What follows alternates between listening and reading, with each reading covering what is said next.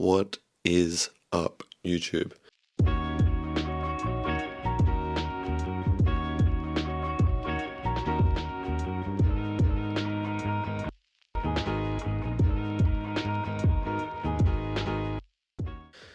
Welcome to my channel at Nick Reads Books.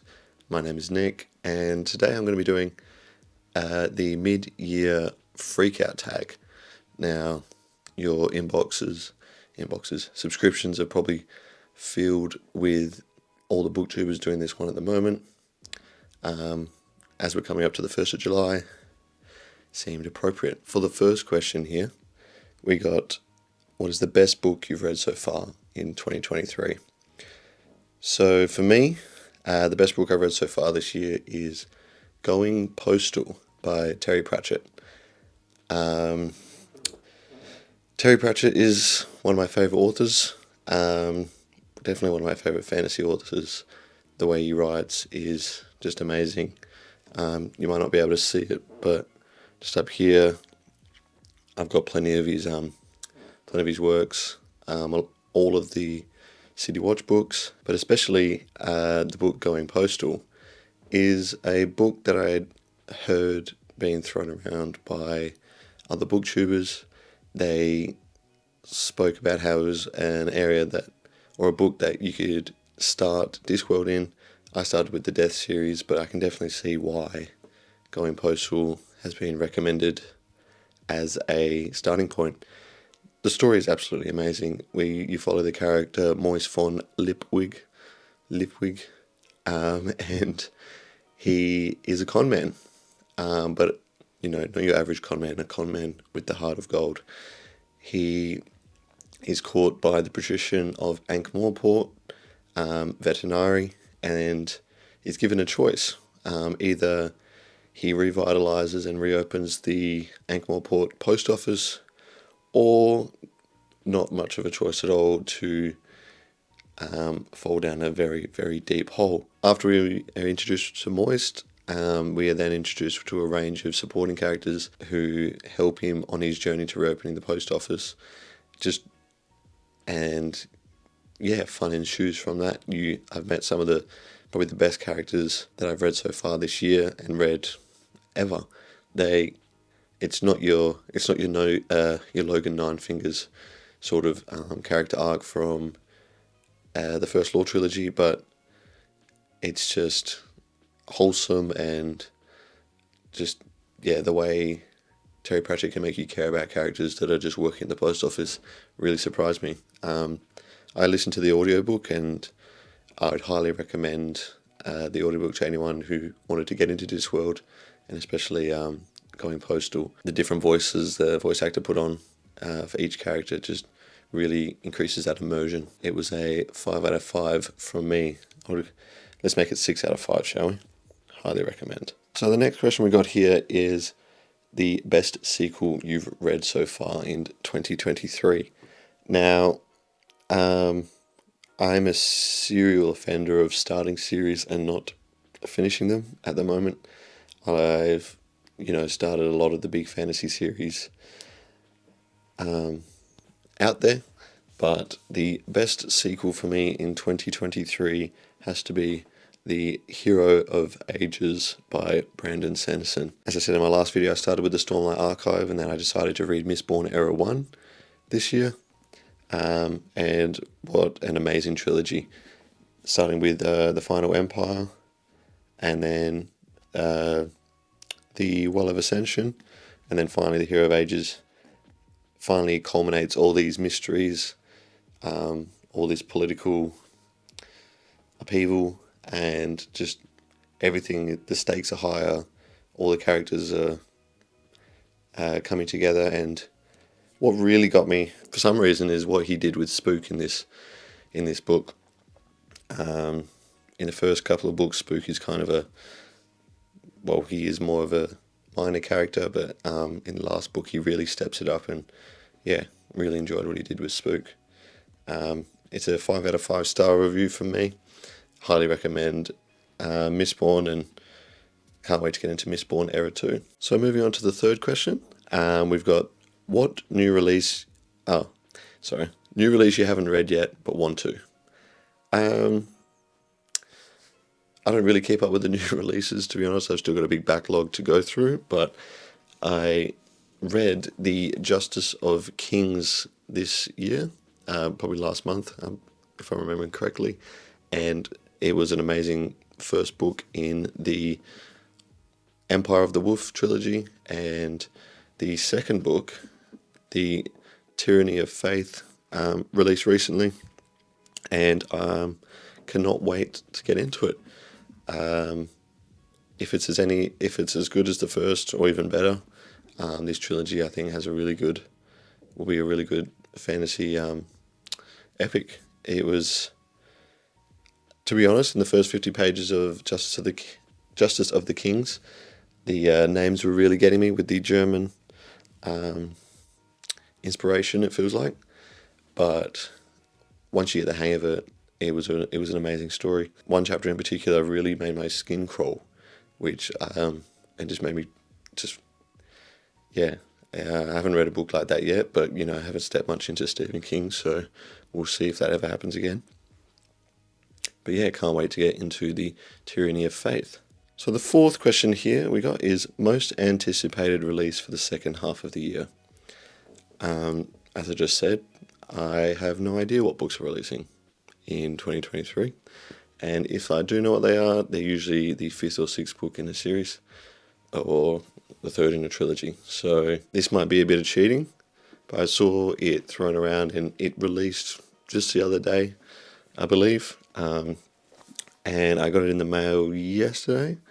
So that book would be Witch Queen by Martha Wells, the author of the Murderbot Diaries. I've heard a lot of good things about the Murderbot Diaries, so I'm hoping that translates into their new book, Witch King. Even the name, for some reason, intrigues me, as, witches are usually female and a king is male, so the wording. It's that simple. It's that simple to get me to read a book.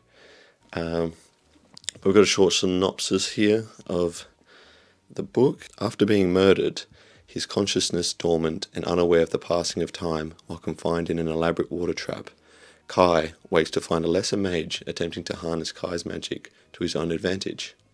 This will never go down well. But why was Kai imprisoned in the first place? What has changed in the world since his assassination, and why does the Rising World Coalition appear to be growing in influence? Kai will need to pull his allies close and draw on all his pain magic if he is to answer even the least of these questions. He's not going to like the answers. So yeah, there you go. Never say never, but I haven't really stepped into any standalones in fantasy, unfortunately. So I'm not going to do that with this one, and then, hopefully it's good. So question number 5 is biggest disappointment from this year. I don't have the book on hand because I listened to it on audio, but that would be Witches Abroad by Terry Pratchett. Now, this really kind of surprised me. I've really enjoyed all of the Terry Pratchett books that I've read, and Terry Pratchett is probably the most prolific author that I've read so far in the last couple of years. It's usually never a miss for me. But just something about this one. I pushed through, I got through to the end, and then I sat back and I thought about it, and it just didn't do something for me. I don't know. Ended up giving it only a 3 out of 5 stars, so not terrible. It was a good overall story. It incorporated a lot of fairy tales as we followed Granny Weatherwax, Nanny Og, and Magritte across the Discworld to try and save a princess. I must admit there was a section in here which was a retelling of Red Riding Hood, and it was still Terry Pratchett at his best. It was absolutely hilarious. But yeah, the Witches series has been a bit of a hit and miss for me. I really love the Death and the City Watch, and obviously going postal, but the Witches, I'll probably continue it through Audible and the audiobooks, but I have to see what the next one's like. So number 6 was biggest surprise. Now, This was a hard question to answer. A lot of the books that I read, I take a long time to think about them, and I'm almost certain that I'm going to like them. But I read a lot of manga as well, and a series I got into this year was Komi Can't Communicate. It's a slice of life that follows this girl, Komi, and her friend. I forget his name at the moment. I'll put it up over here. But he is tasked to help her make 100 friends. So, as the title might allude to, she has trouble speaking to her classmates and being able to communicate with others. And because of this, she obviously struggles to make friends. People are standoffish. But it's just a really wholesome slice of life manga that, yeah, it kind of surprised me. It's more slow paced. It's not usually something that I would read. I read a lot of shonen manga. One Piece is my favourite series of all time. Spoiler for an upcoming video probably, but that was my biggest surprise so far of 2023. So question number 7 is favourite new author, debut author, or new to you. This will probably not be new to a lot of you. He is one of the best out there, or was one of the best out there, and that would be J.R.R. Tolkien. I recently listened to the audiobook of The Hobbit, the new one by Andy Serkis, and first of all, Andy Serkis is an amazing voice actor, obviously played Gollum in the movies, and I was surprised after learning that he was the Gollum. Why I wasn't surprised after hearing the Gollum chapters in The Hobbit, why he voiced the character so well. But apart from that, The Hobbit isn't your classic travelling fantasy epic in scale, going across Middle Earth to, people know this. People know the Hobbit story. It's an amazing book, and J.R. Tolkien was an amazing author. So the next question is newest fictional crush. Now, I don't, this question I find a bit strange. It's a bit of an odd one in here, I feel like. But if I had to pick anyone, it would be Lanfear from The Wheel of Time. If you know, you know.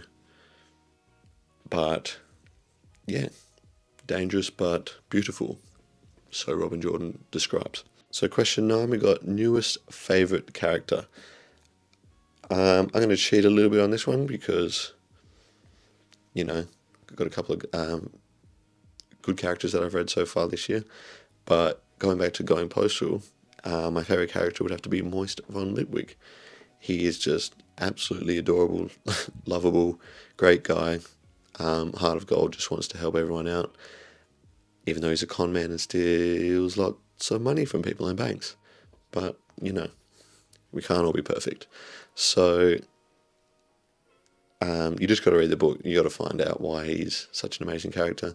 Cheating, my second newest favourite character would be Sazed from Mistborn Era 1. Seeing his growth, ups and downs throughout this series, and all of that culminating in the final book is just can't dislike Sazed. So question 10 is book that made you cry. I am yet to ever cry at a book. Show me Naruto, show me any episode of Naruto and I'll cry all day. But books-wise, it's a struggle. And I know I've said this book a couple of times in this video, but the one that actually made me tear up close to tears was Hero of Ages. And for you that have read Heroes of Ages, it's probably not what you're thinking, It has to do with spook at the end of the book. Just something little, a couple of sentences. I think read by Michael Kramer just hit me as I was driving home. It got the old tears brewing in the eyes, but none did fall, unfortunately. Question number 11. Book that made you happy. So I didn't want to use Going Postal for the third time this video, so I've decided to pick up Dawn Shard by Brandon Sanderson. This is a novella between Oathbringer and Rhythm of War. And the reason it made me happy is Lopen, the Lopen. If you've read the book, you would know, or if you've read any of the Stormlight Archive books, you would know the Lopen is a great amount of fun, and especially in this book, he is lovely. So it was a bit of a surprise how much that made me happy. So we've got question number 12. Most beautiful book you've bought so far this year or received? So I'm going to give you two answers for this book, this question. And the first book is Hunger of the Gods by John Gwynne. From the cover, you can see big old wolf boy on the front. I just think it's really well done. The level of detail on the wolf is crazy. So that's honourable mention for this question. But the big boy, the pièce de résistance, is this lovely edition hardcover of Lord of the Rings. I don't get many hardcovers, but this one was worth it. I think it was only about $50, so to be honest, not that bad. And we got the writing on the side. Just a really lovely book, and I can't wait to get into Lord of the Rings. Hopefully, well, that takes us into our next question.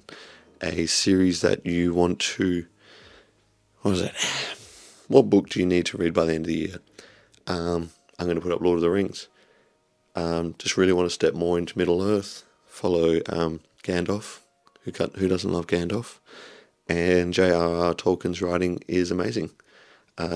He's one of the best for a reason. So that concludes the mid-year Freakout tag. Hope I conveyed just how good Going Postal was. So yeah, feel free to like and subscribe, and I'll see you back here soon. See ya.